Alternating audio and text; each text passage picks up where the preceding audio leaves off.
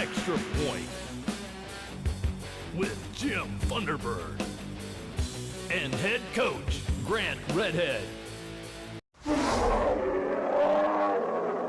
Welcome to the Extra Point, brought to you by Bryan Ford Lincoln. Jim Thunderbird along with Coach Redhead. I'll tell you what, buddy, there are not many Friday nights that I've enjoyed over at Hamler, Ohio. Thank you. Well, good. The first year we were there, we got kicked pretty good, and on top of it, that was the night my stepmother fell down the stairs and broke her neck at my house. I remember telling you about that. Yeah. So I'm over there, and it's a little eerie, and I'm going, okay, I'm waiting for something to happen, or a phone call, or somebody to tell me some bad news.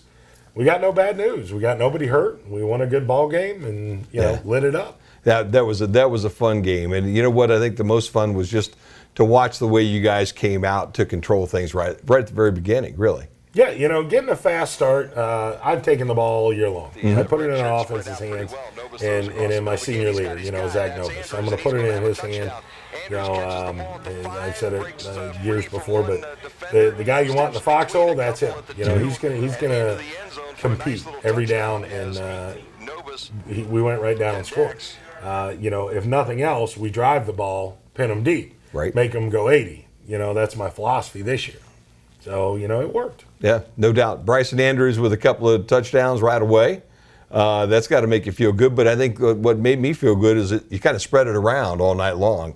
You had 5 different people score, I think, that night. Yeah, we did. And the other thing is, it's good. Now they can't look at all our films and say, okay, we got to take away number 11, the Smith kid. Yep. Evans had a great year, but they can't just focus on Evan. They can't just focus on Bryson. They can't just focus on Logan Clemens or Dino. They've seen all these guys score. Plus, Devontae had a good job, a good game running the ball. Mm-hmm. So did Dom James. So, it's fun. We really haven't talked about that, but that new look that you really have with the 2 running backs, okay, with Devontae being one of them, at times that you showed a couple weeks ago. What brought that about? Well, he was struggling on the line of scrimmage. Mm-hmm. Devontae was, with who to block and where to go and the techniques. And I like a tight end because it spreads that defensive end out further, but with as much as we throw, they can't really pack the box anyway. So we put him in the backfield to give him more time to see who he's got to get and understand it. It's worked, and he's done a good job running the ball. You just got to find the place that the kid does best. Yeah, he got his first touchdown of the season the other night as well. Yeah. It's kind of funny when you get a 60-yard scamper by the big boy. The biggest 6'2", 240, and it was a good night, and I was happy to see him score. Probably the thing that made me the happiest of the entire night. You go in 28-7. You give them the ball to open up the third quarter. They take it right down and do what PH has done to us forever. They put that 7 on the scoreboard, and they toss you the ball, and they say, okay, go down and match us, or you got a ball game going. And I was really happy the way you guys responded the other night. Yeah, we told them we needed to stop to come out, and, we always tell them that. But, you send a message. You stop them right there, they're going to start doubting themselves. Well, we didn't. We had some breaks go against us, so they go down, score, offense responded, and that's the nice thing. And they did it without the Sanchez kid at left tackle. Joe Fenner stepped in and did a good job again. Mm-hmm. We've had a few nicks and bruises here, and his ankle wasn't ready, so we weren't playing him. And he'll be back this week, but guys stepped up in the times they needed to and made plays. So. Well, again, like I said, this I think year 13 for us, and we've not seen many happy nights over there. Generally, it's leaving Hamler, Ohio, with your tail between your legs, and another L in the win-loss column. It was a lot of fun leaving Hamler the other night. And it's like I said, I get along with Coach Inselman. I told you that before. He's old school, and he had nothing but compliments to say afterwards because we did it the right way. We took a knee at the end. We tried to run the ball out. You get a comfortable lead. You play good defense. You sub on offense. You don't make it any worse because you don't want to do it to those kids.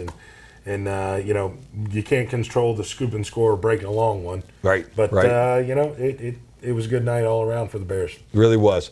All right, well, that puts you right in the thick of things here for the conference, actually. And a big ball game coming this week as we'll head to Liberty Center on Friday night. And we'll be back to talk about that right after this timeout. Well, Coach, you know, I tell you what, it's tough to go to Hamler. It's every bit as tough to go to Liberty. And to have them back-to-back like this makes it a real challenging 2 weeks for you guys. Yeah, you know, it is what it is. I mean, we had Washington and Archibald back-to-back too. So, you know, we've been through it. I just told the kids, you know, you got to line up and play just like they do. They had Swanton last week. You know, they got 2 tough ones in a row. The good thing is PH is similar to Liberty Center, what they run and how they run, and they're trying to keep it inside the tackles and run inside because they don't have real good speed on the outside either. They're going to try and pound the ball. We did a good job stopping it last week. Do I think Liberty's bigger and better? Yes. But still, same. We're in that mode right now. Our kids are in that mentality. Yeah. So it's going to help us. Yeah.